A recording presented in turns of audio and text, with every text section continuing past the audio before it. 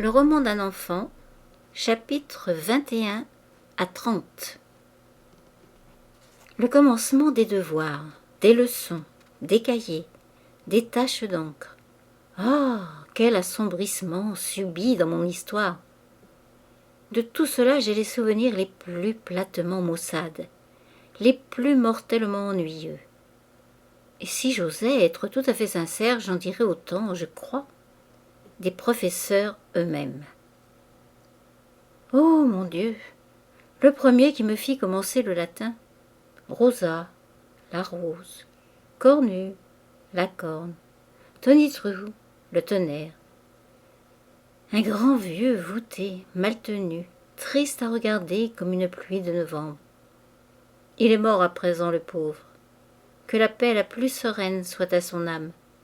Mais il me semblait le type réalisé du monsieur Ratin de Topfer. Il en avait tout, même la verrue avec les 3 poils au bout de son vieux nez, d'une complication de lignes inimaginable. Il était pour moi la personnification du dégoûtant, de l'horrible. Tous les jours, à midi précis, il arrivait. Je me sentais glacée par son coup de sonnette que j'aurais reconnu entre 1000. Après son départ, j'assainissais moi-même la partie de ma table où ses coudes s'étaient posés, en l'essuyant avec des serviettes que j'allais ensuite, clandestinement, porter au linge sale. Et cette répulsion s'étendait ensuite aux livres, déjà peu attrayants par eux-mêmes, qu'il avait touchés. J'en arrachais certains feuillets, suspectes de contact trop prolongé avec ses mains. Toujours plein de taches d'encre, mes livres toujours salis, traînés, couverts de barbouillages, de dessins quelconques, comme on en fait quand l'esprit voyage ailleurs. Moi qui étais un enfant si soigneux et si propret en toutes choses, j'avais un tel dédain pour ces livres obligatoires que je devenais commun avec eux et mal élevé. Même, ce qui est le plus étonnant encore, tous mes scrupules m'abandonnaient quand il s'agissait de mes devoirs, toujours faits à la dernière minute, à la diable. Mon aversion pour le travail a été la première chose qui m'ait fait transiger avec ma conscience. Cependant, cela allait tout de même à peu près. Mes leçons sur lesquelles je jetais un coup d'œil à toute extrémité étaient presque sues. Et en général, M. Ratin écrivait bien, ou assez bien, sur le cahier de notes que je devais chaque soir présenter à mon père. Mais je crois que si lui ou les autres professeurs qui lui succédèrent avaient pu soupçonner la vérité, se douter qu'en dehors de leur présence, mon esprit ne s'arrêtait peut-être pas 5 minutes par jour à ce qu'ils m'enseignaient, d'indignation leur honnête cervelle aurait éclaté. Dans le courant de l'hiver qui suivit mon séjour à la côte de l'île, un grand événement traversa notre vie de famille. Le départ de mon frère pour sa première campagne. Il était, comme je l'ai dit, mon aîné d'environ 14 ans. Peut-être n'avais-je pas eu le temps d'assez le connaître, d'assez m'attacher à lui, car la vie de jeune homme l'avait pris de bonne heure, le séparant un peu de nous. Je n'allais guère dans sa chambre, où m'épouvantaient les quantités de gros livres épars sur les tables, l'odeur des cigares et les camarades à lui qu'on risquait d'y rencontrer, officiers ou étudiants. J'avais entendu aussi qu'il n'était pas toujours bien sage, qu'il se promenait quelquefois tard le soir, qu'il fallait le sermonner, et intérieurement je désapprouvais sa conduite. Mais l'approche de son départ doubla mon affection et me causa de vraies tristesses. Il allait en Polynésie, à Tahiti, juste au bout du monde, de l'autre côté de la terre, et son voyage devait durer 4 ans, ce qui représentait près de la moitié de ma propre vie, autant dire une durée presque sans fin. Avec un intérêt tout particulier, je suivais les préparatifs de cette longue campagne, ces malles ferrées qu'on arrangeait avec tant de précaution, ses galons dorés, ses broderies, son épée qu'on enveloppait d'une quantité de papier mince avec des soins d'ensevelissement et qu'on enfermait ensuite comme des momies dans des boîtes de métal. Tout cela augmentait l'impression que j'avais déjà des lointains et des périls de ce long voyage. On sentait du reste qu'une mélancolie pesait sur la maison tout entière et devenait de plus en plus lourde à mesure qu'approchait le jour de la grande séparation. Nos repas étaient silencieux. Des recommandations seulement s'échangeaient, et j'écoutais avec recueillement, sans rien dire. La veille de son départ, il s'amusa à me confier, ce qui m'honorait beaucoup, différents petits bibelots fragiles de sa cheminée, en me priant de les lui garder avec soin jusqu'à son retour. Puis il me fit cadeau d'un grand livre doré, qui était précisément un voyage en Polynésie, à nombreuses images. Et c'est le seul livre que j'ai aimé dans ma première enfance. Je le feuilletai tout de suite avec une curiosité empressée. En tête, une grande gravure représentait une femme brune, assez jolie, couronnée de roseaux, et nonchalamment assise sous un palmier. On lisait au-dessous: Portrait de Sa Majesté Pomaré IV, reine de Tahiti. Plus loin, c'étaient deux belles créatures au bord de la mer, couronnées de fleurs et la poitrine nue, avec cette légende: jeune fille tahitienne sur une plage. Le jour du départ, à la dernière heure, les préparatifs étant terminés et les grandes malles fermées, nous étions tous dans le salon, réunis en silence comme pour un deuil. On lut un chapitre de la Bible et on fit la prière en famille. 4 années, et bientôt l'épaisseur du monde entre nous et celui qui allait partir. Je me rappelle surtout le visage de ma mère pendant toute cette scène d'adieu. Assise dans un fauteuil à côté de lui, elle avait gardé d'abord son sourire infiniment triste, son expression de confiance résignée, après la prière. Mais un changement que je n'avais pas prévu se fit tout à coup dans ses traits. Malgré elle, les larmes venaient. Et je n'avais jamais vu pleurer ma mère, et cela me fit une peine affreuse. Pendant les premiers jours qui suivirent, je conservais le sentiment triste du vide qu'il avait laissé. J'allais de temps en temps regarder sa chambre. Et quant aux différentes petites choses qu'il m'avait données ou confiées, elles étaient devenues tout à fait sacrées pour moi. Sur une map monde, je m'étais fait expliquer sa traversée qui devait durer environ 5 mois. Quant à son retour, il ne m'apparaissait qu'au fond d'un inimaginable et irréel avenir. Et ce qui me gâtait très étrangement cette perspective de le revoir, c'était de me dire que j'aurais 12 ou 13 ans, que je serais presque un grand garçon quand il reviendrait. À l'encontre de tous les autres enfants, de ceux d'aujourd'hui surtout, si pressés de devenir des espèces de petits hommes, j'avais déjà cette terreur de grandir, qui s'est encore accentuée un peu plus tard. Je le disais même, je l'écrivais, et quand on me demandait pourquoi, je répondais, ne sachant pas démêler cela au mieux. Il me semble que je m'ennuierai tant quand je serai grand. Je crois que c'est là un cas extrêmement singulier, unique peut-être, cet effroi de la vie dès le début. Je n'y voyais pas clair sur l'horizon de ma route. Je n'arrivais pas à me représenter l'avenir d'une façon quelconque. En avant de moi, rien que du noir impénétrable, un grand rideau de plomb tendu dans les ténèbres. Gâteau, gâteau, mes bons gâteaux tout chauds. Cela se chante sur un air naïvement plaintif, composé par une vieille marchande qui, pendant les 10 ou 15 premières années de ma vie, passa régulièrement sous nos fenêtres aux veillées d'hiver.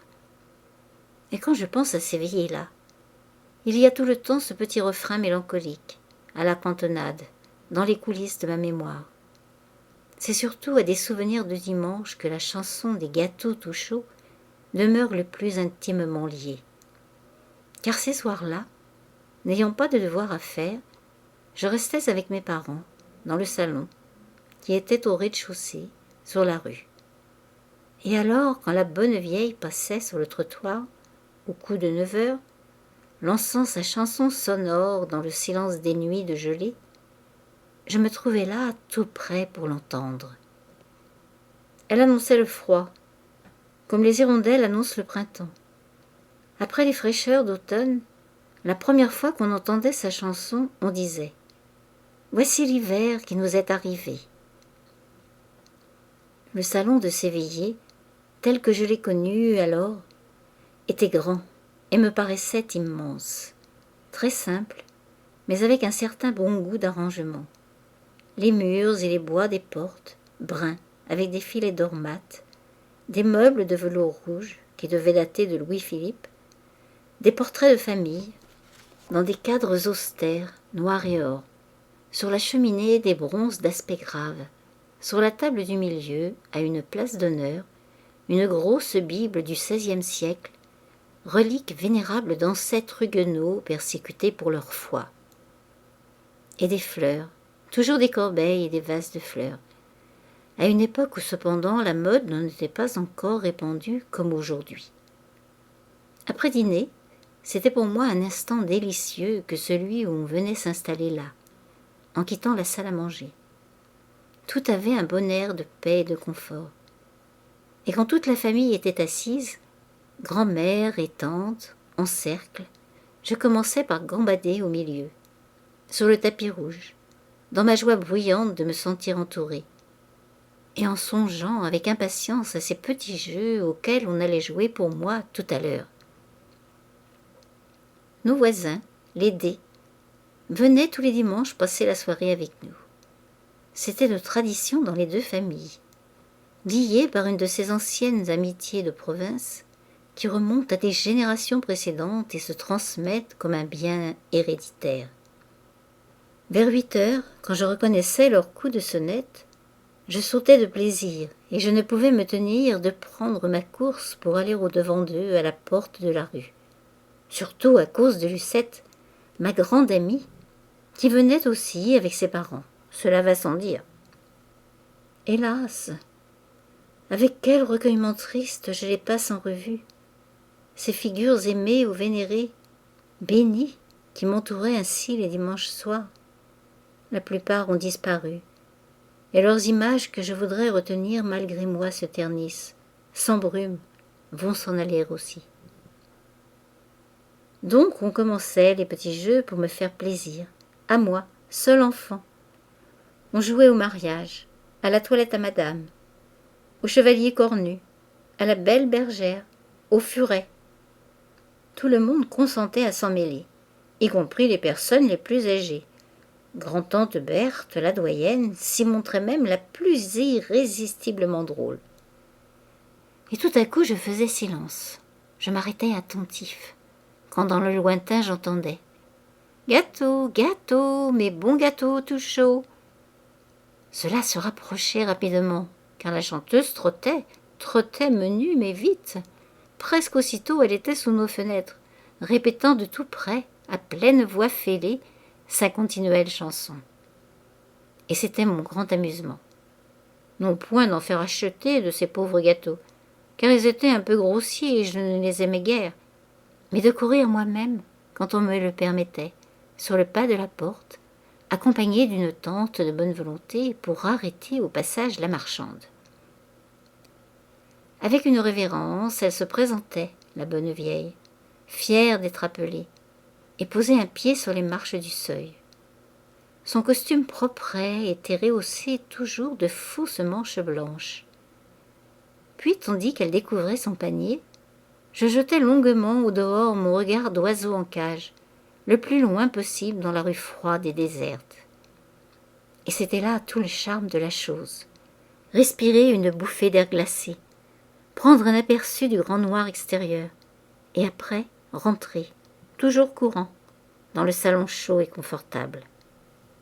Tandis que le refrain monotone s'éloignait, s'en allait se perdre, chaque soir du même côté, dans les mêmes rues basses avoisinant le port et les remparts. Le trajet de cette marchande était invariable. Et je la suivais par la pensée avec un intérêt singulier, aussi longtemps que sa chanson, de minute en minute reprise, s'entendait encore. Dans cette attention que je lui prêtais, il y avait de la pitié pour elle, pauvre vieille ainsi errante toutes les nuits. Mais il y avait aussi un autre sentiment qui s'ébauchait. Oh, si confus encore, si vague, que je vais lui donner trop d'importance, rien qu'en l'indiquant de la façon la plus légère. Voici. J'avais une sorte de curiosité inquiète pour ces quartiers bas, vers lesquels la marchande se rendait si bravement, et où on ne me conduisait jamais. Vieille rue aperçue de loin, solitaire le jour, mais où, de temps immémorial, les matelots faisaient leur tapage les soirs de fête, envoyant quelquefois le bruit de leurs chants jusqu'à nous. Qu'est-ce qui pouvait se passer là-bas? Comment étaient ces gaietés brutales qui se traduisaient par des cris? À quoi donc s'amusaient-ils, ces gens revenus de la mer et des lointains pays où le soleil brûle? Quelle vie plus rude, plus simple et plus libre était la leur? Évidemment, pour mettre au point tout ce que je viens de dire, il faudrait l'atténuer beaucoup, l'envelopper comme d'un voile blanc. Mais déjà le germe d'un trouble, d'une aspiration vers je ne sais quoi d'autre et d'inconnu, était planté dans ma petite tête. En rentrant avec mes gâteaux à la main dans ce salon où on parlait si bas, il m'arrivait, pendant un instant d'une durée à peine appréciable, de me sentir étiolé et captif. À 9h30, rarement plus tard à cause de moi, on servait le thé et les très minces tartines. Beurré d'un beurre esquis et taillé avec ces soins qu'on n'a plus le temps d'apporter à quoi que ce soit de nos jours. Ensuite, vers 11h, après la lecture de la Bible et la prière, on allait se coucher. Dans mon petit lit blanc, j'étais plus agitée le dimanche que les autres jours. D'abord, il y avait la perspective de Monsieur Ratin, qui demain allait reparaître, plus pénible à voir après ce temps de répit. Je regrettais que ce jour de repos fût déjà fini si vite, et je m'ennuyais par avance de ces devoirs qu'il faudrait faire pendant toute une semaine avant d'atteindre le dimanche suivant. Puis quelquefois, dans le lointain, une bande de matelots passait en chantant, et alors mes idées changeaient de cours, s'en allaient vers les colonies ou les navires. Il me prenait même une sorte d'envie imprécise et sourde, latente, si j'ose employer ce mot, de courir, moi aussi dehors, à l'amusante aventure, dans l'air vif des nuits d'hiver, ou au grand soleil des ports exotiques, et, à tue-tête, comme eux, de chanter la simple joie de vivre. Alors j'entendis un ange qui volait par le milieu du ciel et qui disait à haute voix « Malheur, malheur, malheur aux habitants de la terre !» En plus de la lecture du soir faite en famille, chaque matin dans mon lit, je lisais un chapitre de la Bible avant de me lever. Ma Bible était petite et d'un caractère très fin. Il y avait entre les pages des fleurs séchées auxquelles je tenais beaucoup. Surtout une branche de pied d'alouette rose, magnifique, qui avait le don de me rappeler très nettement les gleux de l'île d'Oléron, où je les avais cueillis. Je ne sais pas comment cela se dit en français, des gleux. Ce sont les tiges qui restent des blés moissonnés. Ce sont ces champs de paille jaune tondus court, que dessèche et dore le soleil d'août. Au-dessus des gleux de l'île, habités par les sauterelles, remontent et refleurissent très haut de tardifs bleuets et surtout des pieds d'alouette, blancs, violets ou roses. Donc les matins d'hiver, dans mon lit, avant de commencer ma lecture, je regardais toujours cette branche de fleurs d'une teinte encore fraîche qui me donnait la vision et le regret des champs d'Oléron, chauffés au soleil d'été. Alors j'entendis un ange qui volait par le milieu du ciel et qui disait à haute voix « Malheur, malheur, malheur aux habitants de la terre !» Puis le 5e ange sonna de la trompette, et je vis une étoile qui tomba du ciel en la terre, et la clé du puits de l'abîme lui fut donnée. Quand je lisais ma Bible seule, ayant le choix des passages, C'était toujours la jeunesse grandiose, la séparation de la lumière et des ténèbres, ou bien les visions et les émerveillements apocalyptiques. J'étais fascinée par toute cette poésie de rêve et de terreur qui n'a jamais été égalée, que je sache, dans aucun livre humain. La bête à cette tête, les signes du ciel, le son de la dernière trompette, ces épouvantes m'étaient familières. Elles hantaient mon imagination et la charmaient. Il y avait un livre du siècle dernier, relique de mes ascendants huguenots, dans lequel je voyais vivre ces choses. Une histoire de la Bible, avec d'étranges images apocalyptiques, où tous les lointains étaient noirs. Ma grand-mère maternelle gardait précieusement dans un placard de sa chambre ce livre qu'elle avait rapporté de l'île.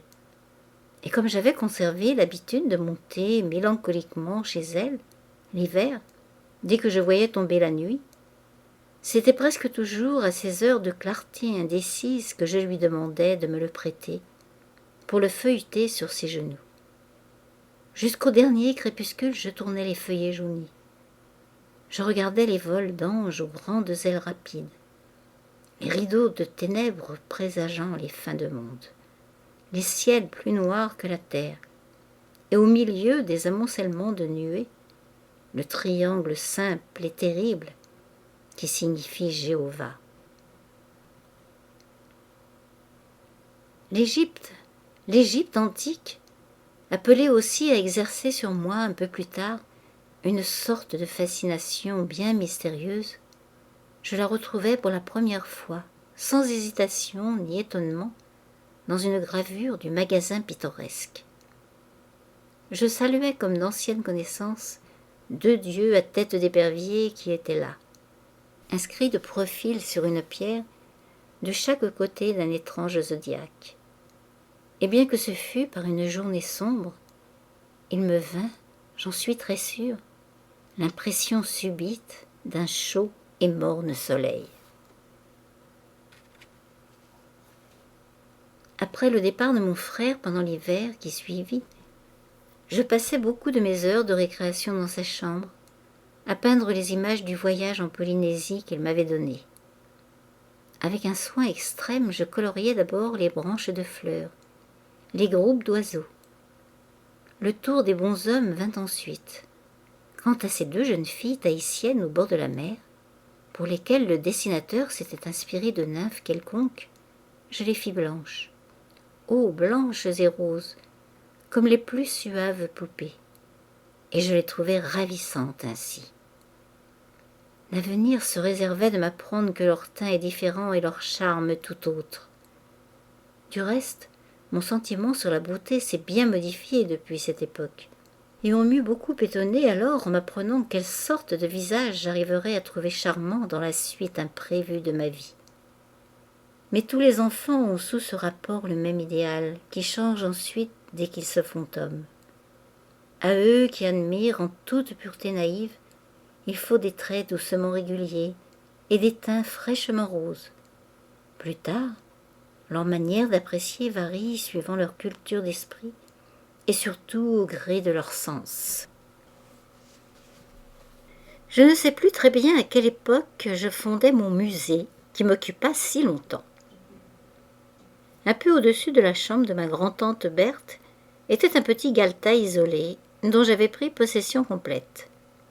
Le charme de ce lieu lui venait de sa fenêtre, tenant aussi de très haut sur le couchant, sur les vieux arbres du rempart. Sur les prairies lointaines, où des points roux, semés çà et là, au milieu du vert uniforme, indiquaient des bœufs et des vaches, des troupeaux errants. J'avais obtenu qu'on me fît tapisser ce galetas, d'un papier chamois rosé qui est encore. Qu'on m'y plaçât des étagères, des vitrines. J'y installai mes papillons qui me semblaient des spécimens très précieux. J'y rangeais des nids d'oiseaux trouvés dans les bois de la Limoise, des coquilles ramassées sur les plages de l'île et d'autres, des colonies, rapportées autrefois par des parents inconnus, et dénichées au grenier au fond de vieux coffres où elles sommeillaient depuis des années sous de la poussière. Dans ce domaine, je passais des heures seule, tranquille, en contemplation, devant des nacres exotiques, rêvant au pays d'où elles étaient venues, imaginant d'étranges rivages. Un bon vieux grand-oncle, parent éloigné, mais qui m'aimait bien, encourageait ces amusements. Il était médecin et ayant, dans sa jeunesse, longtemps habité la côte d'Afrique, il possédait un cabinet d'histoire naturelle, plus remarquable que bien des musées de ville. D'étonnantes choses étaient là, qui me captivaient.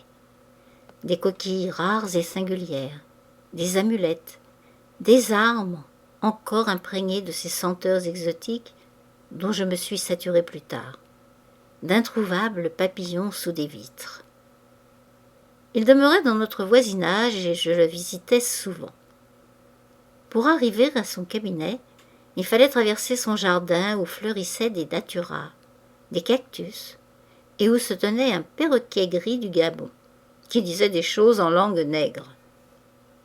Et quand le vieil oncle me parlait du Sénégal, de Gorée, de la Guinée, je me grisais de la musique de ses mots, pressentant déjà quelque chose de la lourdeur triste du pays noir.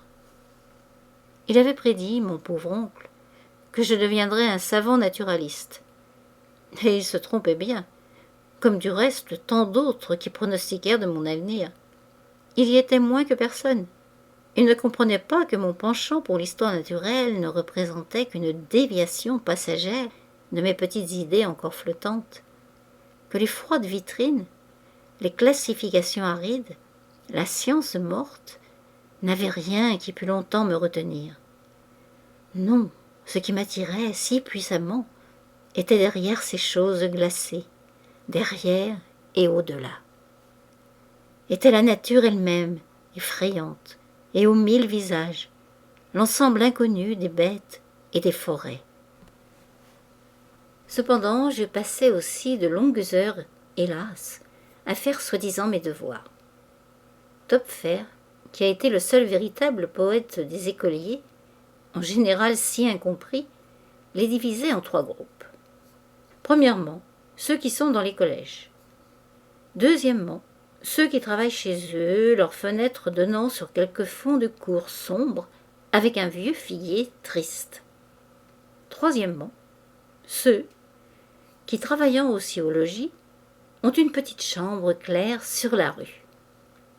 J'appartenais à cette dernière catégorie, que Topfer considère comme privilégiée, et devant fournir plus tard les hommes les plus gais. Ma chambre d'enfant était au premier sur la rue.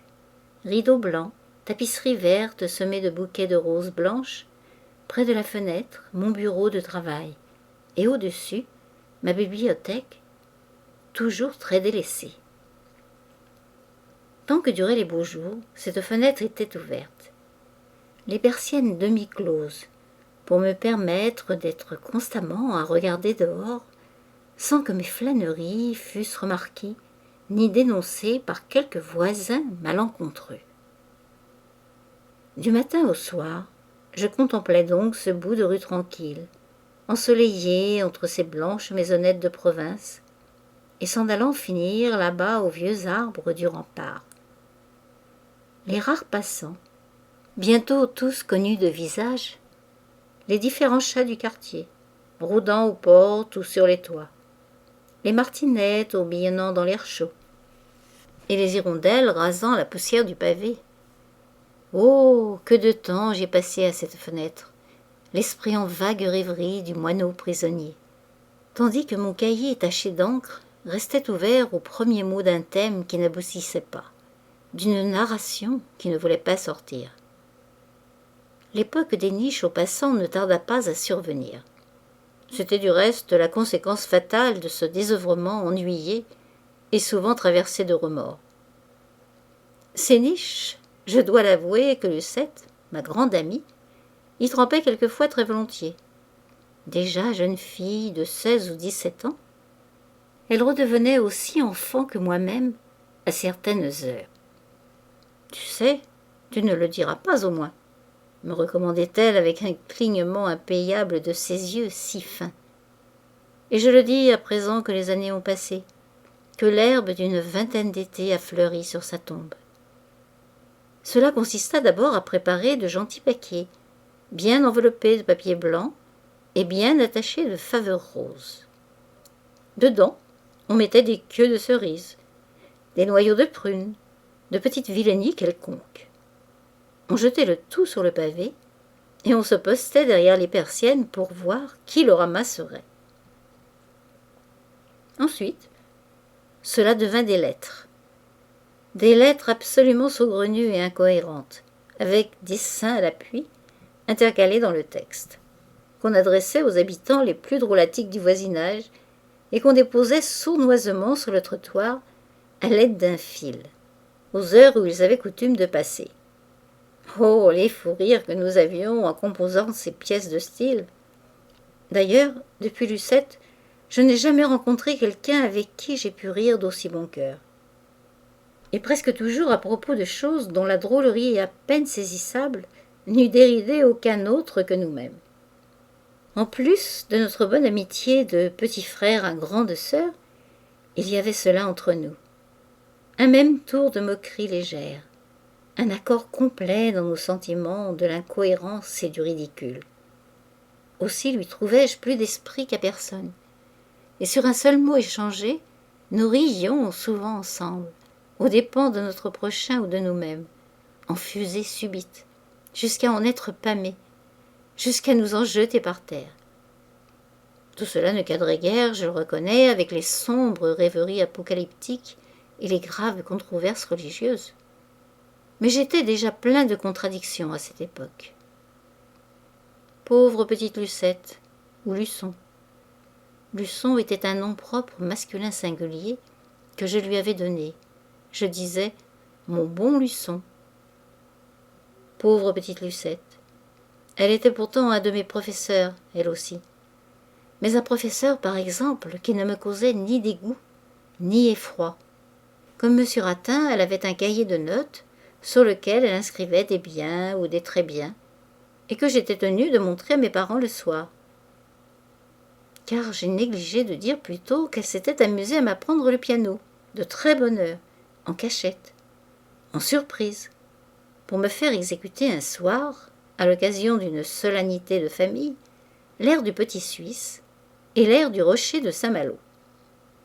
Il en était résulté qu'on l'avait prié de continuer son œuvre si bien commencée et que mon éducation musicale resta entre ses mains jusqu'à l'époque de Chopin et de Liszt. La peinture et la musique étaient les deux seules choses que je travaillais un peu. La peinture m'était enseignée par ma sœur, mais je ne me rappelle plus mes commencements, tant ils furent prématurés. Il me semble que de tout temps j'ai su, avec des crayons ou des pinceaux, rendre à peu près sur le papier les petites fantaisies de mon imagination. Chez grand-mère, au fond de ce placard aux reliques, où se tenait le livre des grandes terreurs d'Apocalypse, l'histoire de la Bible, il y avait aussi plusieurs autres choses vénérables. D'abord un vieux psautier, infiniment petit entre ses fermoirs d'argent, comme un livre de poupée, et qui avait dû être une merveille typographique de son époque. Il était aussi en miniature, me disait-on, pour pouvoir se dissimuler sans peine. À l'époque des persécutions, des ancêtres à nous avaient dû souvent le porter, caché sous leurs vêtements. Il y avait surtout, dans un carton, une liasse de lettres sur parchemin timbré de Leyde ou d'Amsterdam, de 1702 à 1710, et portant de larges cachets de cire dont le chiffre était surmonté d'une couronne de comte. Lettres d'aïeux huguenots qui, à la révocation de l'édit de Nantes, avaient quitté leur terre, leurs amis, leur patrie, tout au monde pour ne pas abjurer. Ils écrivaient à un vieux grand-père, trop âgé alors pour prendre le chemin de l'exil, et qui avait pu, je ne sais comment, rester ignoré dans un coin de l'île d'Oléron. Ils étaient soumis et respectueux envers lui, comme on ne l'est plus de nos jours. Ils lui demandaient conseil ou permission pour tout, même pour porter certaines perruques dont la mode venait à Amsterdam en ce temps-là. Puis ils comptaient leurs affaires, sans un murmure jamais, avec une résignation évangélique.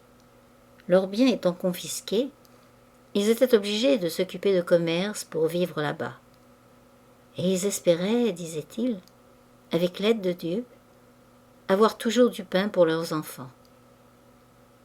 En plus du respect qu'elles m'inspiraient, ces lettres avaient pour moi le charme des choses très anciennes. Je trouvais si étrange de pénétrer ainsi dans cette activité d'autrefois, dans cette vie intime, déjà vieille de plus d'un siècle et demi. Et puis, en les lisant, une indignation me venait au cœur contre l'Église romaine, contre la Rome papale, souveraine de ces siècles passés et si clairement désignée, à mes yeux du moins, dans cette étonnante prophétie apocalyptique. Et la bête est une ville, et ses 7 têtes sont 7 collines sur lesquelles la ville est assise. Grand-mère, toujours austère et droite dans sa robe noire, ainsi précisément que l'on est convenu de se représenter les vieilles dames huguenotes, avait été inquiétée, elle aussi, pour sa foi, sous la Restauration. Et bien qu'elle ne murmurât jamais, elle non plus, on sentait qu'elle gardait de cette époque un souvenir oppressant. De plus, dans l'île, à l'ombre d'un petit bois enclos de murs attenant à notre ancienne habitation familiale, on m'avait montré la place où dormaient plusieurs de mes ancêtres, exclus des cimetières pour avoir voulu mourir dans la religion protestante. Comment ne pas être fidèle après tout ce passé ? Il est bien certain que si l'Inquisition avait été recommencée, j'aurais subi le martyre joyeusement, comme un petit illuminé. Ma foi était même une foi d'avant-garde, et j'étais bien loin de la résignation de mes ascendants. Malgré mon éloignement pour la lecture, on me voyait souvent plongé dans des livres de controverses religieuses. Je savais par cœur des passages des pères, des décisions des premiers conciles. J'aurais pu discuter sur les dogmes comme un docteur. J'étais retors en argument contre le papisme. Et cependant, un froid commençait par instants à me prendre. Au temple surtout. Du gris blafard descendait déjà autour de moi. L'ennui de certaines prédications du dimanche, le vide de ces prières, préparées à l'avance, dites avec l'onction convenue et les gestes qu'il faut, et l'indifférence de ces gens dimanchés qui venaient écouter. Comme j'ai senti de bonheur, et avec un chagrin profond, une déception cruelle, l'écœurant formalisme de tout cela. L'aspect même du temple me déconcertait, un temple de ville, neuf alors avec une intention d'être joli, sans oser l'être trop. Je me rappelle surtout certains petits ornements des murs que j'avais pris en abomination, qui me glaçaient à regarder. C'était un peu de ce sentiment que j'ai éprouvé plus tard à l'excès dans ces temples de Paris, visant à l'élégance, et où l'on trouve aux portes des huissiers avec des nœuds de ruban sur l'épaule. Oh, les assemblées des Cévennes! Oh, les pasteurs du désert! De si petites choses, évidemment, ne pouvaient pas ébranler beaucoup mes croyances, qui semblaient solides comme un château bâti sur un roc. Mais elles ont causé la première imperceptible fissure par laquelle, goutte à goutte, une eau glacée a commencé d'entrer. Où je retrouvais encore le vrai recueillement, la vraie et douce paix de la maison du Seigneur, c'était dans le vieux temple de Saint-Pierre de Léron. Mon aïeul Samuel, au temps des persécutions, avait dû y prier souvent. Puis ma mère y était venue pendant toute sa jeunesse. Et j'aimais aussi ces petits temples de village, où nous allions quelquefois les dimanches d'été, bien antiques pour la plupart, avec leurs murs tout simples, passés à la chaux blanche, bâtis n'importe où, au coin d'un champ de blé, des fleurettes sauvages alentour, ou bien retirés au fond de quelque enclos, au bout d'une vieille allée d'arbres. Les catholiques n'ont rien qui dépasse en charme religieux ces humbles petits sanctuaires de nos côtes protestantes, même pas leurs plus exquises chapelles de granit, perdues au fond des bois bretons, que j'ai tant aimé plus tard. Je voulais toujours être pasteur, assurément. D'abord, il me semblait que ce fût mon devoir. Je l'avais dit. Je l'avais promis dans mes prières. Pouvais-je à présent reprendre ma parole donnée? Mais quand je cherchais dans ma petite tête à arranger cet avenir, de plus en plus voilé pour moi d'impénétrables ténèbres, ma pensée se portait de préférence sur quelque église un peu isolée du monde, où la foi de mon troupeau serait encore naïve, où mon temple modeste serait consacré par tout un passé de prière. Dans l'île d'Oléron, par exemple. Dans l'île d'Oléron? Oui, c'était là, au milieu des souvenirs de mes aïeux huguenots, que j'entrevoyais plus facilement et avec moins d'effroi ma vie sacrifiée à la cause du Seigneur. Mon frère était arrivé dans l'île délicieuse. Sa première lettre, datée de là-bas, très longue, sur un papier mince et léger jauni par la mer, avait mis 4 mois à nous parvenir. Elle fut un événement dans notre vie de famille. Je me rappelle encore, pendant que mon père et ma mère la décachetaient en bas, avec quelle joyeuse vitesse je montais 4 à 4 au second étage pour appeler dans leur chambre ma grand-mère et mes tantes. Sous l'enveloppe si remplie, toute couverte de timbres d'Amérique, il y avait un billet particulier pour moi. Et en le dépliant, j'y trouvais une fleur séchée, sorte d'étoile à 5 feuilles d'une nuance pâle, encore rose. Cette fleur, me disait mon frère, avait poussé et s'était épanouie près de sa fenêtre, à l'intérieur même de sa maison tahitienne qu'envahissaient les verdures admirables de là-bas. Oh! Avec quelle émotion singulière, quelle avidité, si je puis dire ainsi, je la regardais et la touchais, cette pervenche, qui était une petite partie encore colorée, encore presque vivante, de cette nature si lointaine et si inconnue. Ensuite je la serrai, avec tant de précaution que je la possède encore. Et après bien des années, quand je vins faire un pèlerinage à cette case que mon frère avait habitée sur l'autre versant du monde, je vis qu'en effet le jardin ombreux d'alentour était tout rose de ces pervenches-là, qu'elles franchissaient même le seuil de la porte et entraient pour fleurir dans l'intérieur abandonné. Le roman d'un enfant, chapitres 31 à 40. Après mes 9 ans révolus, on parla un instant de me mettre au collège, afin de m'habituer aux misères de ce monde. Et tandis que cette question s'agitait en famille, je vécus quelques jours dans la terreur de cette prison-là, dont je connaissais de vue les murs et les fenêtres garnies de treillages en fer. Mais on trouva, après réflexion, que j'étais une petite plante trop délicate et trop rare pour subir le contact de ces autres enfants qui pouvaient avoir des jeux grossiers, de vilaines manières. On conclut donc à me garder encore. Cependant, je fus délivré de M. Ratin. Un bon vieux professeur à figure ronde lui succéda, qui me déplaisait moins, mais avec lequel je ne travaillais pas davantage. L'après-midi, quand approchait l'heure de son arrivée, ayant bâclé mes devoirs à la hâte, j'étais toujours posté à ma fenêtre pour le guetter derrière mes persiennes, avec mon livre de leçons ouvert au passage qu'il fallait apprendre. Dès que je le voyais poindre, à un tournant, tout au bout de la rue là-bas, je commençais à étudier. Et en général, quand il entrait, je savais assez pour mériter au moins la note assez bien, qui ne me faisait pas gronder. J'avais aussi mon professeur d'anglais qui venait tous les matins, et que j'appelais Aristo Giton. Je n'ai jamais su pourquoi. D'après la méthode Robertson, il me faisait paraphraser l'histoire du sultan Mahmoud. C'était du reste le seul qui vit clair dans la situation. Sa conviction intime était que je ne faisais rien, moins que rien.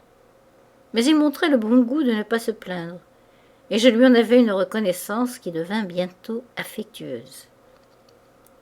L'été, pendant les très chaudes journées, C'était dans la cour que je faisais mine de travailler. J'encombrais de mes cahiers, de mes livres tachés d'encre, une table verte abritée sous un berceau de lierre, de vignes et de chèvrefeuilles. Et comme on était bien là, pour flâner dans une sécurité absolue, à travers les treillages et les branches vertes, sans être vu, on voyait de si loin venir les dangers. J'avais toujours soin d'emporter avec moi, dans cette retraite, une provision de cerises ou de raisins, suivant la saison. Et vraiment, j'aurais passé là des heures de rêverie tout à fait délicieuses. Sans ces remords obstinés qui me revenaient à chaque instant, ces remords de ne pas faire mes devoirs. Entre les feuillages retombants, j'apercevais de tout près ce frais bassin entouré de grottes lilliputiennes pour lequel j'avais un culte depuis le départ de mon frère. Sur sa petite surface réfléchissante, remuée par le jet d'eau, dansaient des rayons de soleil, qui remontaient ensuite obliquement et venaient mourir à ma voûte de verdure, à l'envers des branches, sous forme de moires lumineuses sans cesse agitées. Ce berceau était un petit recoin d'ombre tranquille, où je me faisais des illusions de vraie campagne. Par-dessus les vieux murs bas, j'écoutais chanter les oiseaux exotiques dans les volières de la maman d'Antoinette, et aussi les oiseaux libres, les hirondelles au rebord des toits, ou les plus simples moineaux dans les arbres des jardins. Quelquefois, je m'étendais de tout mon long sur les bancs verts qui étaient là, pour regarder, par les trous du chèvrefeuille, les nuages blancs passer sur le ciel bleu. Je m'initiais aux mœurs intimes des moustiques qui toute la journée tremblotent sur leurs longues pattes posées à l'envers des feuilles. Ou bien je concentrais mon attention captivée sur le vieux mur du fond où se passaient, entre insectes, des drames terribles. Des araignées sournoises, brusquement sorties de leurs trous, attrapaient de pauvres petites bestioles étourdies, que je délivrais presque toujours en intervenant avec un brin de paille. J'avais aussi, j'oubliais de le dire, la compagnie d'un vieux chat, tendrement aimé, que j'appelais la suprématie, et qui fut le compagnon fidèle de mon enfance. La suprématie, sachant les heures où je me tenais là, arrivait discrètement sur la pointe de ses pattes de velours, mais ne sautait sur moi qu'après m'avoir interrogé d'un long regard. Il était très laid, le pauvre, taché bizarrement sur une seule moitié de la figure. De plus, un accident cruel lui avait laissé la queue de travers, cassée à angle droit. Aussi devint-il bientôt un sujet de continuelle moquerie pour Lucette, chez qui, au contraire, d'adorables chattes de Zangora se succédaient en dynastie. Quand j'allais la voir, après s'être informée de toutes les personnes de ma famille, elle manquait rarement d'ajouter, avec une impayable condescendance qui suffisait à me donner le fou rire. « Eh, ton horreur de chat! Est-il en bonne santé, mon enfant ?» Cependant, mon musée faisait de grands progrès, et il avait fallu y placer des étagères nouvelles. Le grand-oncle le visitait très souvent et de plus en plus intéressé à mon penchant pour l'histoire naturelle, trouvait dans ses réserves de coquilles une quantité de doubles dont il me faisait cadeau. Avec une bonté et une patience infatigables, il m'apprenait les savantes classifications de Cuvier, Linné, Lamarck ou Bruguière. Et je m'étonne de l'attention que j'y prêtais.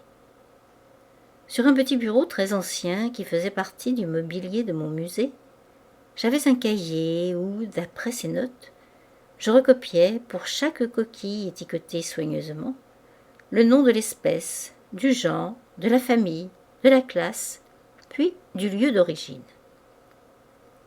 Et là, dans le demi-jour atténué qui tombait sur ce bureau, dans le silence de ce petit recoin haut perché, isolé, rempli déjà d'objets venus des plus extrêmes lointains du monde ou des derniers fins fonds de la mer, quand mon esprit s'était longuement inquiété du changeant mystère des formes animales et de l'infinie diversité des coquilles, avec quelle émotion je transcrivais sur mon cahier, en face du nom d'un spirifère ou d'un térébratule, des mots comme ceux-ci, enchantés et pleins de soleil. Côte orientale d'Afrique, côte de Guinée, mer des Indes. Dans ce même musée, je me rappelle avoir éprouvé, par une après-midi de mars, un des plus singuliers symptômes de ce besoin de réaction qui, plus tard, à certaines périodes de complète détente, devait me pousser vers le bruit, le mouvement, la gaieté simple et brutale des matelots. C'était le Mardi Gras. Au beau soleil, j'étais sortie avec mon père pour voir un peu les mascarades dans les rues. Et puis, rentrée de bonne heure, je m'étais tout de suite rendue là-haut pour m'amuser à mes classifications de coquillages.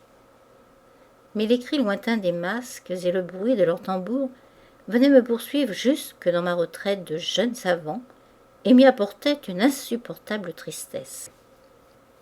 C'était en beaucoup plus pénible une impression dans le genre de celle que me causait le chant de la vieille marchande de gâteaux quand elle allait se perdre du côté des rues basses et des remparts les nuits d'hiver. Cela devenait une vraie angoisse, subite, inattendue, mais fort mal définie. Confusément, je souffrais d'être enfermée, moi, épanchée sur des choses arides, bonnes pour des vieillards, qu'en dehors les petits garçons du peuple, de tous les âges, de toutes les tailles, et les matelots, plus enfants qu'eux, couraient, sautaient, chantaient à plein gosier, ayant sur la figure des masques de dessous. Je n'avais aucune envie de les suivre, cela va sans dire. J'en sentais même l'impossibilité avec le dégoût le plus dédaigneux. Et je tenais beaucoup à rester là, ayant à finir de mettre en ordre la famille multicolore des purpurifères, 23e des gastéropodes. Mais c'est égal. Ils me troublaient bien étrangement, ces gens de la rue. Et alors, me sentant en détresse, je descendis chercher ma mère, la prier avec instance de monter me tenir compagnie.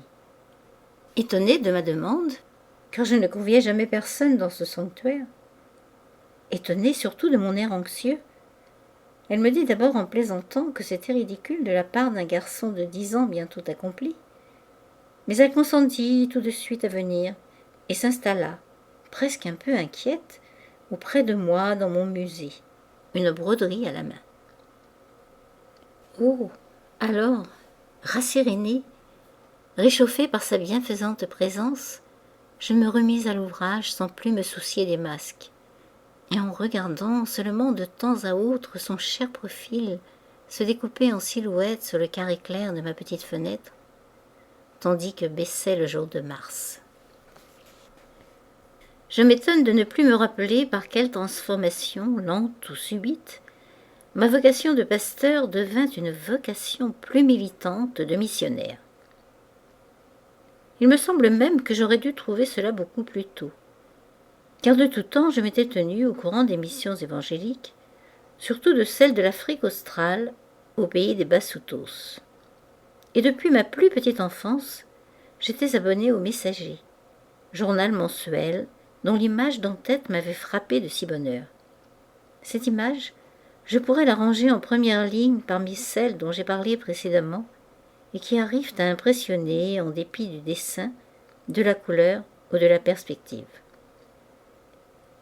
Elle représentait un palmier invraisemblable, au bord d'une mer derrière laquelle se couchait un soleil énorme, et, au pied de cet arbre, un jeune sauvage regardant venir, du bout de l'horizon, le navire porteur de la bonne nouvelle du salut. Dans mes commencements tout à fait, quand au fond de mon petit nid rembourré d'ouates, le monde ne m'apparaissait encore que déformé et grisâtre, cette image m'avait donné à rêver beaucoup. J'étais capable à présent d'apprécier tout ce qu'elle avait d'enfantin comme exécution, mais je continuais de subir le charme de cet immense soleil, à demi abîmé dans cette mer, et de ce petit bateau des missions arrivant à pleine voile vers ce rivage inconnu. Donc, quand on me questionnait maintenant, je répondais « Je serai missionnaire ». Mais je baissais la voix pour le dire, comme quand on ne se sent pas très sûr de ses forces. Et je comprenais bien aussi qu'on ne me croyait plus. Ma mère elle-même accueillait cette réponse avec un sourire triste. D'abord, c'était dépasser ce qu'elle demandait de ma foi. Et puis elle pressentait sans doute que ce ne serait point cela, que ce serait autre chose, de plus tourmenté et de tout à fait impossible à démêler pour le moment. Missionnaire. Il semblait cependant que cela conciliait tout. C'étaient bien les lointains voyages, la vie aventureuse et sans cesse risquée, mais au service du Seigneur et de sa sainte cause. Cela mettait pour un temps ma conscience en repos. Ayant imaginé cette solution-là, j'évitais d'y arrêter mon esprit, de peur d'y découvrir encore quelque épouvante. Du reste, l'eau glacée des sermons banals, des redites, du patois religieux, continuait de tomber sur ma foi première. Et par ailleurs, ma crainte ennuyée de la vie et de l'avenir s'augmentait toujours. En travers de ma route noire, le voile de plomb demeurait baissé, impossible à soulever avec ses grands plis lourds. Dans ce qui précède, je n'ai pas assez parlé de cette Limoise qui fut le lieu de ma première initiation aux choses de la nature. Toute mon enfance est intimement liée à ce petit coin du monde, à ces vieux bois de chêne, à son sol pierreux que recouvrent des tapis de serpolets ou des bruyères. Pendant 10 ou 12 étés rayonnants, j'y passais tous mes jeudis d'écolier, et de plus j'en rêvais, d'un jeudi à l'autre, pendant les ennuyeux jours du travail. Dès le mois de mai, nos amis les D s'installaient dans cette maison de campagne avec Lucette pour y rester, après les vendanges, jusqu'aux premières fraîcheurs d'octobre. Et on m'y conduisait régulièrement tous les mercredis soirs. Rien que de s'y rendre me paraissait déjà une chose délicieuse.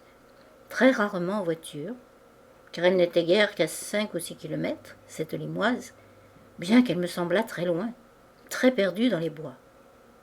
C'était vers le sud, dans la direction des pays chauds. J'en aurais trouvé le charme moins grand si c'eût été du côté du nord. Donc, tous les mercredis soirs, au déclin du soleil, à des heures variables suivant les mois, je partais de la maison en compagnie du frère aîné de Lucette, grand garçon de 18 ou 20 ans, qui me faisait l'effet alors d'un homme d'âge mûr. Autant que possible, je marchais à 100 pas, plus vite par conséquent que dans mes promenades habituelles avec mon père et ma sœur.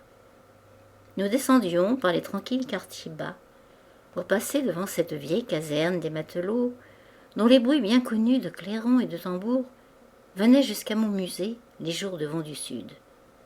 Puis nous franchissions les remparts par la plus ancienne et la plus grise des portes, une porte assez abandonnée, où ne passent plus guère que des paysans, des troupeaux. Et nous arrivions enfin sur la route qui mène à la rivière. 2 kilomètres d'une avenue bien droite, bordée en ce temps-là de vieux arbres rabougris, qui étaient absolument jaunes de lichen et qui portaient tous la chevelure inclinée vers la gauche à cause des vents marins, soufflant constamment de l'ouest dans les grandes prairies vides d'alentour. Pour les gens qui ont sur le paysage des idées de convention, et auxquels il faut absolument le site de vignettes, l'eau courante entre les peupliers et la montagne surmontée du vieux château, pour ces gens-là, il est admis d'avance que cette pauvre route est très laide. Moi, je la trouve esquisse, malgré les lignes unies de son horizon. De droite et de gauche, rien cependant, rien que des plaines d'herbage où des troupeaux de bœufs se promènent. Et en avant, sur toute l'étendue du lointain, quelque chose qui semble murer les prairies, un peu tristement, comme un long rempart. C'est l'arête du plateau pierreux d'en face, au bas duquel la rivière coule. C'est l'autre rive, plus élevée que celle-ci, d'une nature différente, mais aussi plane, aussi monotone. Et dans cette monotonie réside précisément pour moi le charme très incompris de nos contrées. Sur de grands espaces, souvent la tranquillité de leurs lignes est ininterrompue et profonde. Dans nos environs, cette vieille route est du reste celle que j'aime le plus. Probablement parce que beaucoup de mes petits rêves d'écolier sont restés posés sur ces lointains plats, où de temps en temps il m'arrive de les retrouver encore. Elle est la seule aussi qu'on ne m'ait pas défigurée avec des usines, des bassins ou des gares. Elle est absolument à moi, sans que personne s'en doute, ni ne songe par conséquent à m'en contester la propriété. la somme de charme que le monde extérieur nous fait l'effet d'avoir réside en nous-mêmes, émane de nous-mêmes. C'est nous qui la répandons, pour nous seuls, bien entendu, et elle ne fait que nous revenir. Mais je n'ai pas cru assez tôt à cette vérité pourtant bien connue. Pendant mes premières années, toute cette somme de charme était donc localisée dans les vieux murs ou les chèvrefeuilles de ma cour, dans nos sables de l'île, dans nos plaines d'herbages ou de pierres. Plus tard, en éparpillant cela partout, je ne réussis qu'à en fatiguer la source. Et j'ai, hélas, beaucoup décoloré, rapetissé à mes propres yeux ce pays de mon enfance, qui est peut-être celui où je reviendrai mourir. Je n'arrive plus que par instants et par endroits à m'y faire les illusions de jadis. J'y suis poursuivie, naturellement, par de trop écrasants souvenirs d'ailleurs.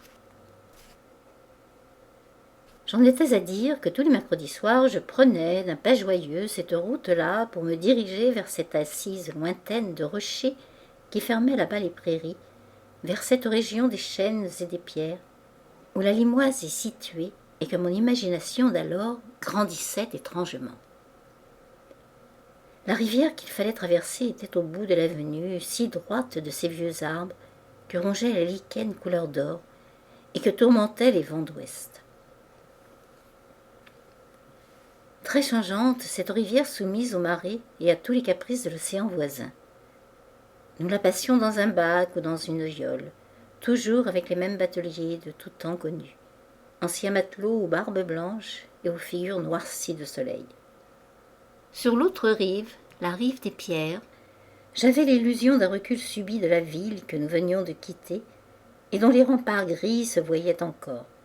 Dans ma petite tête, les distances s'exagéraient brusquement. Les lointains fuyaient. C'est qu'aussi tout était changé, le sol, les herbes, les fleurettes sauvages et les papillons qui venaient s'y poser. Rien n'était plus ici comme dans ces abords de la ville, marais et prairies, où se faisaient mes promenades des autres jours de la semaine. Et ces différences que d'autres n'auraient pas aperçues devaient me frapper et me charmer beaucoup. Moi qui perdais mon temps à observer si minutieusement les plus infimes petites choses de la nature, qui m'abîmaient dans la contemplation des moindres mousses. Même les crépuscules de ces mercredis avaient je ne sais quoi de particulier et que je définissais mal. Généralement, à l'heure où nous arrivions sur cette autre rive, le soleil se couchait, et ainsi regardé du haut de l'espèce de plateau solitaire où nous étions, il me paraissait s'élargir plus que de coutume, tandis que s'enfonçait son disque rouge derrière les plaines de haut foin que nous venions de quitter. La rivière ainsi franchie, nous laissions tout de suite la grande route pour prendre des sentiers à peine tracés, dans une région odieusement profanée aujourd'hui, mais esquisse en ce temps-là, qui s'appelait les Chaumes. Ces Chaumes étaient un bien communal, dépendant d'un village dont on apercevait là-bas l'antique église. N'appartenant donc à personne, ils avaient pu garder intacte leur petite sauvagerie relative. Il n'était qu'une sorte de plateau de pierre d'un seul morceau, légèrement ondulé et couvert d'un tapis de plantes sèches, courtes, odorantes, qui craquaient sous les pas. Tout un monde de minuscules papillons, de microscopiques mouches, vivaient là, bizarrement colorées, sur des fleurettes rares. On rencontrait aussi quelquefois des troupeaux de moutons, avec des bergères qui les gardaient, bien plus paysannes, plus noircies au grand air que celles des environs de la ville. Et ces chaumes mélancoliques, brûlés de soleil, étaient pour moi comme le vestibule de la Limoise. Ils en avaient déjà le parfum de serpolet et de marjolaine. Au bout de cette petite lande apparaissait le hameau du Frelin. Or, j'aimais ce nom de Frelin. Il me semblait dérivé de ces gros frelons terribles des bois de la Limoise, qui nichaient dans le cœur de certains chênes et qu'on détruisait au printemps en allumant de grands feux alentour. 3 ou 4 maisonnettes composaient ce hameau. Toutes basses, comme c'est l'usage dans nos pays, elles étaient vieilles, grisâtres, des fleurons gothiques. Des blasons à moitié effacés surmontaient leurs petites portes rondes. presque toujours entrevues à la même heure, à la lumière mourante, à la tombée du crépuscule, elles évoquaient dans mon esprit le mystère du temps passé. Surtout, elles attestaient l'antiquité de ce sol rocheux, très antérieur à nos prairies de la ville, qui ont été gagnées sur la mer, et où rien ne remonte beaucoup plus loin que l'époque de Louis XIV. Après le frelin, je commençai à regarder en avant de moi dans les sentiers, car en général, on ne tardait pas à apercevoir Lucette, venant à notre rencontre en voiture ou à pied, avec son père ou sa mère. Et dès que je l'avais reconnue, je prenais ma course pour aller l'embrasser. On franchissait le village, en longeant l'église, une antique petite merveille du XIIe siècle, du style roman le plus reculé et le plus rare. Alors le crépuscule s'éteignant toujours, on voyait surgir devant soi une haute bande noire, les bois de la Limoise, composés surtout de chênes verts, dont le feuillage est si sombre. Puis on s'engageait dans les chemins particuliers du domaine. On passait devant le puits où les bœufs attendaient leur tour pour boire. Et enfin, on ouvrait le vieux petit portail. On pénétrait dans la première cour, espèce de préau d'herbe, déjà plongé dans l'ombre tout à fait obscure de ces arbres de 100 ans. L'habitation était entre cette cour et un grand jardin un peu à l'abandon, qui confinait au bois de chêne.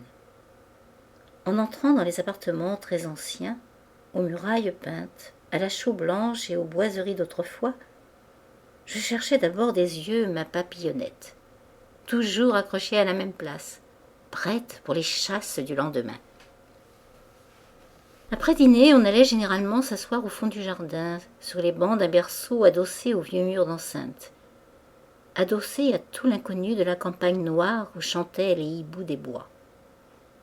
Et tandis qu'on était là, dans la belle nuit tiède semée d'étoiles, dans le silence sonore plein de musique de grillons, tout à coup, une cloche commençait à tinter, très loin, mais très claire, là-bas dans l'église du village. Oh, l'Angélus déchillait, entendu dans ce jardin par ces beaux soirs d'autrefois. Oh, le son de cette cloche, un peu fêlée mais argentine encore, comme ces voix très vieilles qui ont été jolies et qui sont restées douces. Quel charme de passé, de recueillement mélancolique et de paisible mort. Ce son-là venait répandre dans l'obscurité limpide de la campagne. Et la cloche tintait longtemps, inégale dans le lointain, tantôt assourdie, tantôt rapprochée, au gré des souffles tièdes qui remuaient l'air. Je songeais à tous les gens qui devaient l'écouter, dans les fermes isolées. Je songeais surtout aux endroits déserts d'alentour, où il n'y avait personne pour l'entendre, et un frisson me venait à l'idée des bois proches voisins, où sans doute les dernières vibrations devaient mourir. Un conseil municipal, composé d'esprits supérieurs, après avoir affublé le pauvre vieux clocher roman d'une potence avec un drapeau tricolore, a supprimé maintenant cet Angélus. Donc, c'est fini. On n'entendra plus jamais, les soirs d'été, cet appel séculaire. Aller se coucher ensuite était une chose très égayante, surtout avec la perspective du lendemain jeudi qui prédisposait à s'amuser de tout. J'aurais sans doute eu peur dans les chambres d'amis qui étaient au rez-de-chaussée de la grande maison solitaire. Aussi, jusqu'à ma 12e année, m'installait-on en haut dans l'immense chambre de la mère de Lucette, derrière des paravents, qui me faisaient un logis particulier. Dans mon réduit se trouvait une bibliothèque Louis XV, vitrée, remplie de livres de navigation du siècle dernier, de journaux de marine fermés depuis 100 ans. Et sur la chaux blanche du mur, il y avait tous les étés les mêmes imperceptibles petits papillons qui entraient dans le jour par les fenêtres ouvertes et qui dormaient là, posés, les ailes étendues. Des incidents qui complétaient la soirée survenaient toujours au moment où on allait s'endormir. Une intempestive chauve-souris qui faisait son entrée, tournoyant comme une folle autour des flambeaux, ou une énorme phalène bourdonnante qu'il fallait chasser avec un hareng de Loire. Ou bien encore, quelque orage se déchaînait, tourmentant les arbres voisins qui battaient le mur de leurs branches, rouvrant les vieilles fenêtres qu'on avait fermées, ébranlant tout. J'ai un souvenir effrayant et magnifique de ces orages de la Limoise, tels qu'ils m'apparaissaient à cette époque, où tout était plus grand qu'aujourd'hui et palpitait d'une vie plus intense. C'est vers le moment où j'en suis rendue, ma 11e année environ, que se place l'apparition d'une nouvelle petite amie, appelée à être bientôt en très haute faveur enfantine auprès de moi. Antoinette avait quitté le pays. Véronique était oubliée.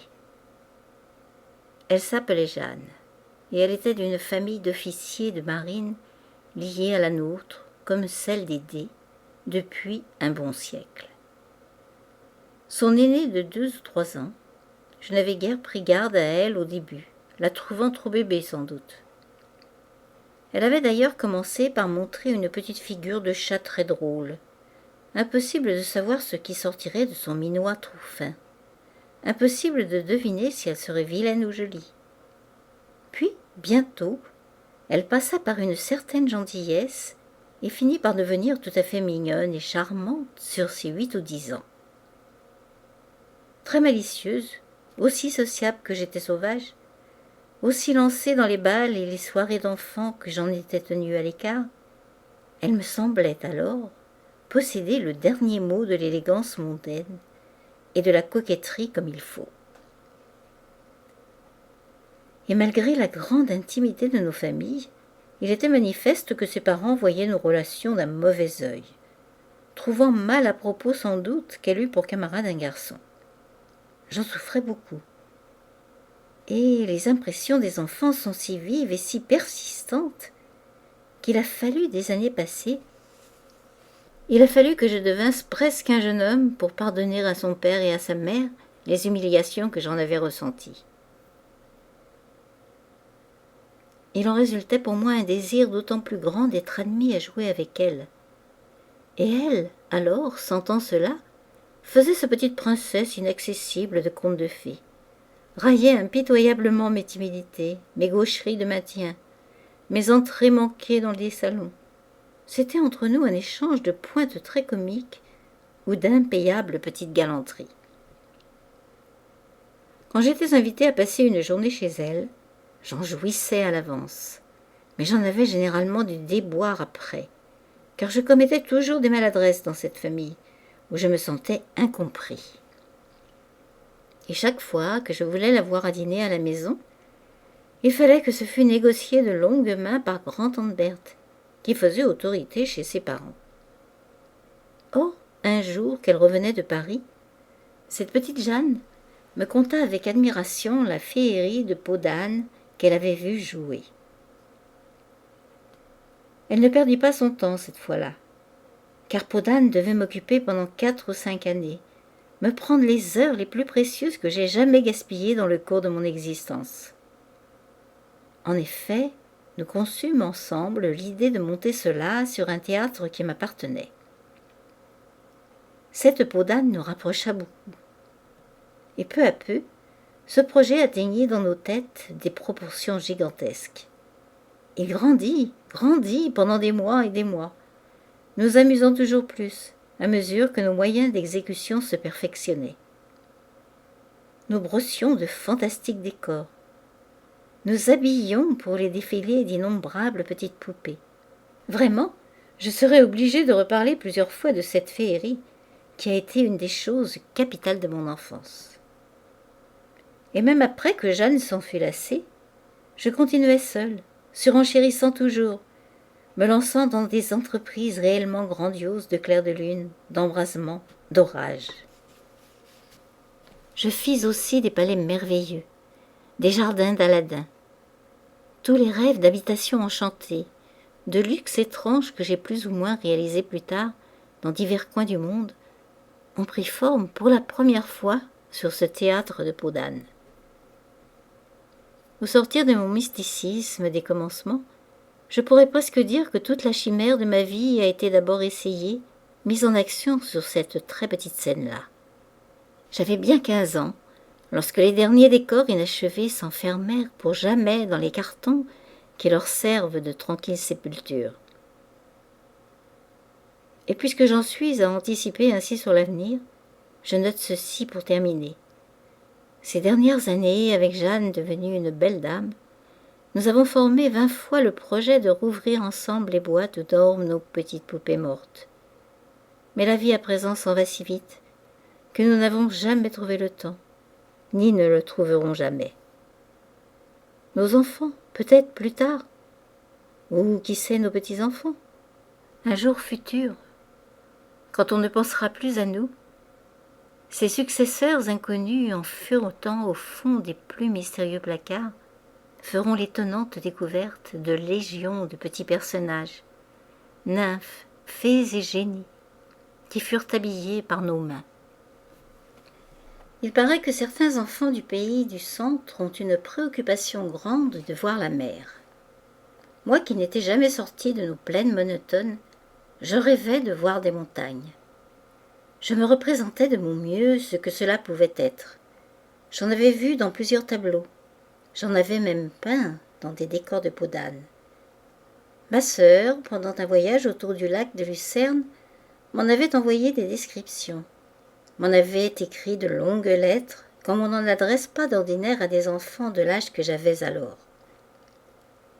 Et mes notions s'étaient complétées de photographies de glaciers qu'elle m'avait rapportées pour mon stéréoscope. Mais je désirais ardemment voir la réalité de ces choses. Or, un jour, comme un souhait, une lettre arriva, qui fut tout un événement dans la maison. Elle était d'un cousin germain de mon père, élevé jadis avec lui fraternellement, mais qui, pour je ne sais quelle cause, n'avait plus donné signe de vie depuis 30 ans. Quand je vins au monde, on avait déjà complètement cessé de parler de lui dans la famille. Aussi ignorais-je son existence. Et c'était lui qui écrivait, demandant que le lien fût renoué. Il habitait, disait-il, une petite ville du Midi, perdue dans les montagnes, et il annonçait qu'il avait des fils et une fille, dans les âges de mon frère et de ma sœur. Sa lettre était très affectueuse, et on lui répondit de même, en lui apprenant notre existence à tous les trois. Puis, la correspondance ayant continué, il fut décidé qu'on m'enverrait passer les vacances chez eux, avec ma sœur qui jouerait là, comme pendant nos voyages dans l'île, son rôle de mère auprès de moi. Ce midi, ces montagnes, cet agrandissement subit de mon horizon, et aussi ces nouveaux cousins tombés du ciel, tout cela devint l'objet de mes constantes rêveries jusqu'au mois d'août, moment fixé pour notre départ. La petite Jeanne était venue passer la journée à la maison. C'était à la fin de mai, pendant ce même printemps d'attente, et j'avais 12 ans. Toute l'après-midi, nous avions fait manœuvrer sur la scène des poupées de 5 à 6 cm de long, en porcelaine articulée. Nous avions peint des décors, nous avions travaillé à peau d'âne, enfin, mais à peau d'âne première manière, au milieu d'un grand fouillis de couleurs, de pinceaux, de retailles, de cartons, de papier doré et de morceaux de gaz. Puis, l'heure de descendre à la salle à manger approchant, nous avions serré nos précieux travaux dans une grande caisse qui y fut consacrée depuis ce jour-là, et dont l'intérieur, en sapin neuf, avait une odeur résineuse très persistante. Après dîner, pendant le long crépuscule tranquille, on nous emmena tous deux ensemble à la promenade.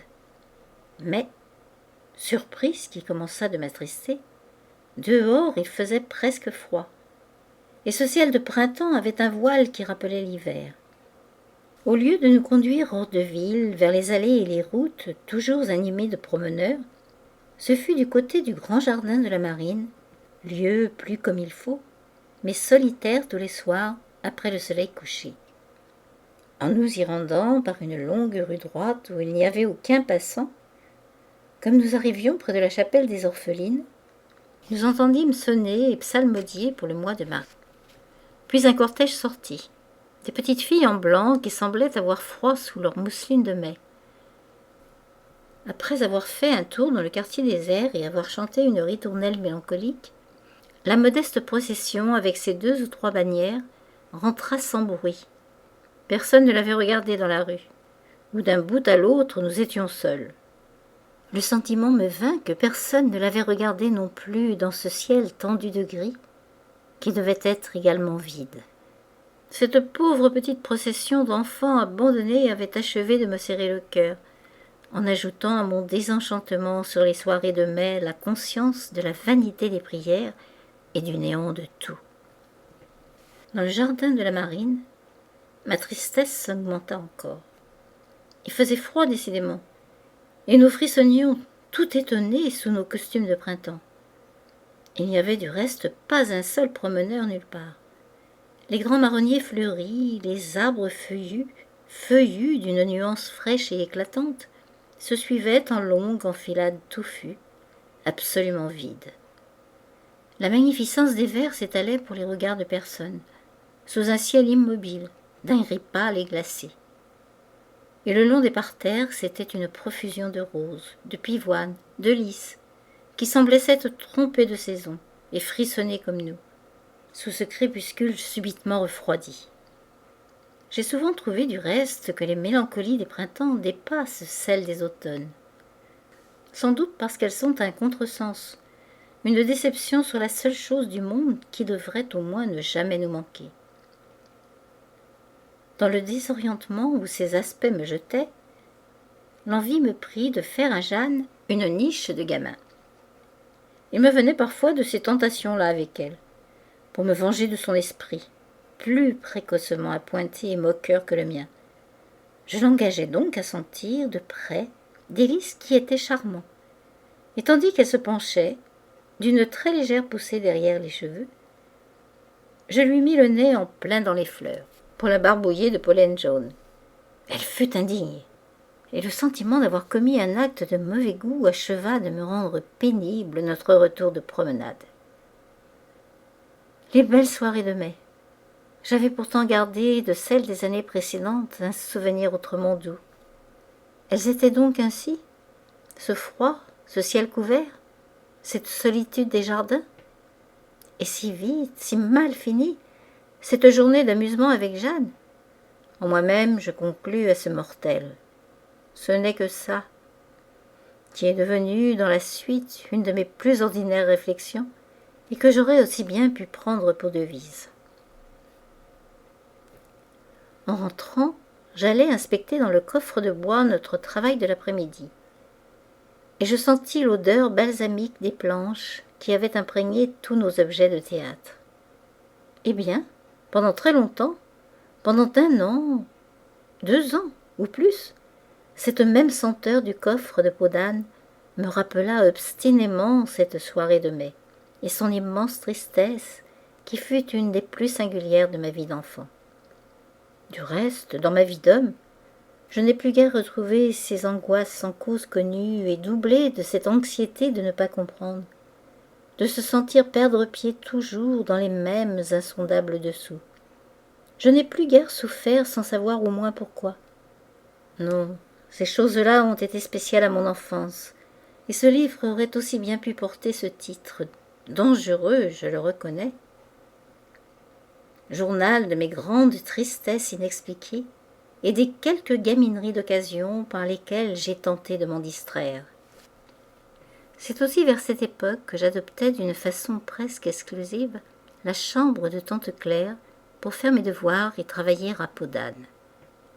Je m'installai là comme en pays conquis, encombrant tout et n'admettant pas la possibilité d'être gênant. D'abord, tante Claire était la personne qui me gâtait le plus, et si soigneuse de mes petites affaires. À propos d'un étalage de choses extraordinairement fragiles ou susceptibles de s'envoler au moindre souffle, comme par exemple les ailes de papillon ou les élytres de scarabée qui devaient orner les costumes des nymphes de la féerie, quand une fois je lui avais dit « Je te confie tout ça, bonne tante. Je pouvais m'en aller tranquille. Personne n'y toucherait. » Et puis, une des attractions du lieu était l'ours aux pralines. J'entrais souvent rien que pour lui rendre visite. Il était en porcelaine et habitait un coin de la cheminée, assis sur son arrière-train. D'après une convention passée avec tante Claire, chaque fois qu'il avait la tête tournée de côté, et il la tournait plusieurs fois par jour, c'est qu'il contenait dans son intérieur une praline ou un bonbon à mon intention. Quand j'avais mangé, je lui remettais soigneusement la figure au milieu pour indiquer mon passage, et je m'en allais. Tante Claire s'employait aussi à peau d'âne. Elle travaillait dans les costumes et je lui donnais sa tâche chaque jour. Elle avait surtout l'entreprise de la coiffure des fées et des nymphes. Sur leurs têtes de porcelaine, grosses comme le bout du petit doigt, elle posait des postiches de soie blonde, qu'elle frisait ensuite en boucles éparses au moyen d'imperceptibles fers. Puis, quand je me décidais à commencer mes devoirs, dans la fièvre de la dernière demi-heure, après avoir gaspillé mon temps en flâneries de tout genre, c'était encore tante Claire qui venait à mon secours. Elle prenait en main l'énorme dictionnaire qu'il fallait et me cherchait mes mots pour les thèmes ou les versions. Elle s'était habituée même à lire le grec, afin de m'aider à apprendre mes leçons dans cette langue. Et pour cet exercice, je l'entraînais toujours dans un escalier, où je m'étendais aussitôt sur les marches, les pieds plus hauts que la tête, 2 ou 3 années durant. Ce fut ma pause classique pendant la récitation de la Cyropédie ou de l'Iliade. C'était une grande joie, quand le jeudi soir, quelque orage terrible se déchaînait sur la Limoise, rendant le retour impossible. Et cela arrivait. On en avait vu des exemples. Je pouvais donc à la rigueur me bercer de cette espérance, les jours où mes devoirs n'étaient pas finis. Car un professeur sans pitié avait inauguré les devoirs du jeudi. Il fallait maintenant traîner avec soi là-bas des cahiers, des livres. Mes pauvres journées de plein air en étaient tout assombries. Or, un soir que l'orage désiré était venu avec une violence superbe, vers 8 heures nous nous tenions, Lucette et moi, pas trop rassurés, dans le grand salon sonore, au mur un peu nu, orné seulement de 2 ou 3 bizarres vieilles gravures dans de vieux cadres. Elle, mettant la dernière main à une réussite, sous les regards de sa maman, moi, jouant en sourdine un rigodon de rameaux sur un piano de campagne au son vieillot, et trouvant délicieuse cette musiquette du temps passé, ainsi mêlée au fracas lourd des grands coups de tonnerre. La réussite finie, Lucette feuilleta mes cahiers de devoirs qui traînaient sur une table. Et après avoir, d'un clignement d'yeux, constaté pour moi seule que je n'avais rien fait, me dit tout à coup : « Et ton histoire de Duruy, où l'as-tu mise ?» Mon histoire de Duruy ? En effet, où était-il ce livre ? Un livre tout neuf, à peine barbouillé encore. Oh, mon Dieu, là-bas, oublié au fond du jardin dans les derniers carrés d'asperges. Pour faire mes études historiques, j'avais adopté ces carrés d'asperges, qui, en été, deviennent des espèces de bocages d'une haute verdure herbacée très légère. De même que certaines allées de noisetiers, touffues, impénétrables, ombreuses comme un souterrain vert, étaient le lieu choisi pour le travail incomparablement plus pénible de la versification latine. Cette fois, par exemple, je fus grondée par la maman de Lucette, et on décida d'aller, séance tenante, au secours de ce livre. Une expédition s'organisa. En tête, un domestique portant une lanterne d'écurie. Derrière lui, Lucette et moi, en sabots, tenant à grand-peine un parapluie que le vent d'orage nous retournait sans cesse. Dehors, plus aucune frayeur. Mais j'ouvrais bien grand mes yeux, et j'écoutais de toutes mes oreilles. Oh, qu'il me paraissait étonnant et sinistre ce fond de jardin, vu par ces grandes lueurs de feu vert qui tremblaient, clignotaient, puis de temps en temps nous laissaient aveuglés dans la nuit noire. Et quelle impression me venait des bois de chênes voisins où se faisait un bruit continuel de fracassement de branches. Dans les carrés d'asperges, nous retrouvâmes toutes trempées d'eau, toutes éclaboussées de terre, cette histoire de Duruy. Avant l'orage, des escargots, émoustillés sans doute par la pluie prochaine, l'avaient même visité en tous sens, y dessinant des arabesques avec leurs baves luisantes. Eh bien, ces traînées d'escargots sur ce livre ont persisté longtemps, préservées par mes soins sous des enveloppes de papier. c'est qu'elles avaient le don de me rappeler mille choses.